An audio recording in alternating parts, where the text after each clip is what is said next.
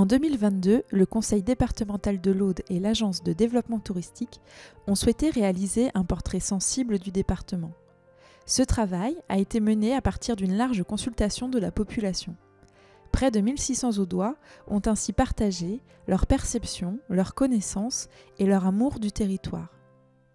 Le MOOC qui vous est proposé ici est constitué d'une collection de 11 vidéos thématiques créées à partir des résultats de cette étude. Conçu comme un outil pédagogique, il a pour objectif de vous faire découvrir ou redécouvrir les différentes facettes de l'identité du département pour mieux le comprendre et en connaître toutes les richesses.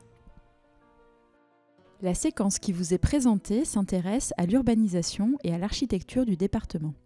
L'Aude est un département à forte dominante rurale. D'après les données INSEE de 2018, 96% des communes sont situées en zone rurale, ce qui représente 54% de la population. Cet espace rural n'est pas homogène pour autant et connaît des dynamiques différentes. Une forte attractivité des communes situées à proximité des grandes infrastructures et surtout des grands pôles urbains tels que Carcassonne, Narbonne ou encore Toulouse à l'extérieur du département, et d'autre part des zones plus enclavées à l'intérieur des terres.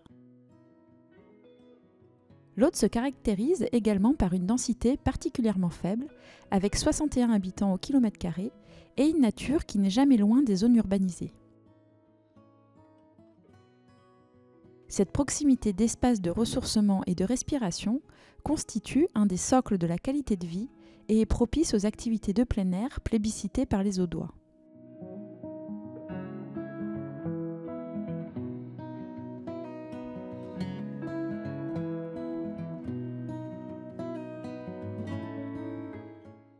Comme dans tous les territoires, on peut retracer l'histoire du département en s'intéressant à son urbanisation.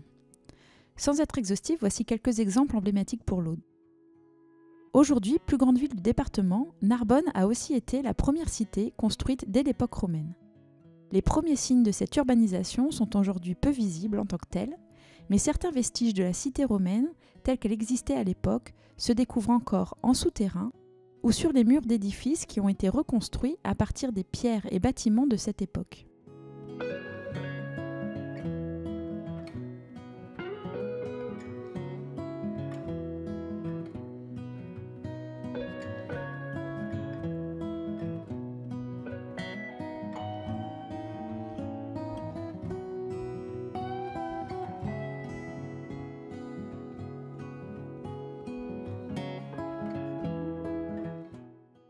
Le territoire porte ensuite la marque sans conteste de la période médiévale, qui témoigne de la première forme d'organisation d'habitat, avec d'abord la création de réseaux de villages ecclésiaux organisés autour d'une église, dont certains même en circulade. On parlait d'ailleurs d'un rayon de 30 pas à partir de l'église qui permettait de rester sous la protection de celle-ci. Puis ensuite l'apparition des castrums autour d'un château protecteur. La Bastide Saint-Louis de Carcassonne, aujourd'hui quartier convivial de la ville, est le témoin quant à elle d'un événement historique qui a marqué la cité.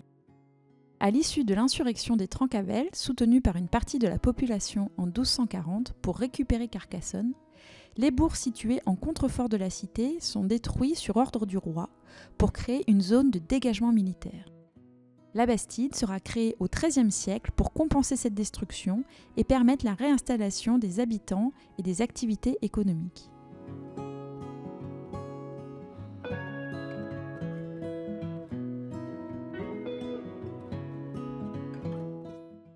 Le port de Castelnaudary, quant à lui, illustre l'intérêt suscité par la promesse d'un développement économique autour de la construction du canal du Midi et des opportunités de commerce.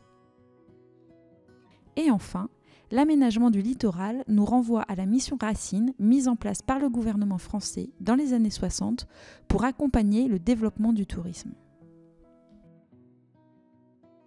Aujourd'hui, l'Aude connaît une urbanisation qui se développe beaucoup autour du modèle de la maison individuelle.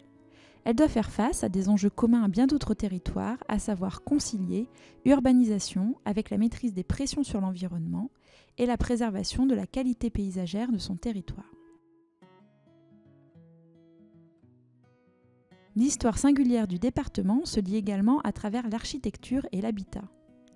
Des édifices impressionnants de l'époque médiévale, comme les abbayes, les châteaux,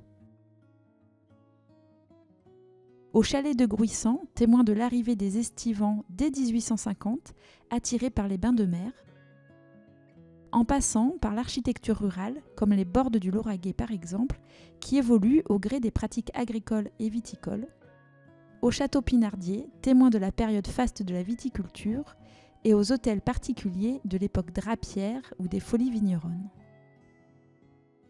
Si les marques d'une architecture plus contemporaine sont encore timides, des démarches portées notamment par le secteur public se structurent autour de projets de construction novateurs et plus respectueux de l'environnement.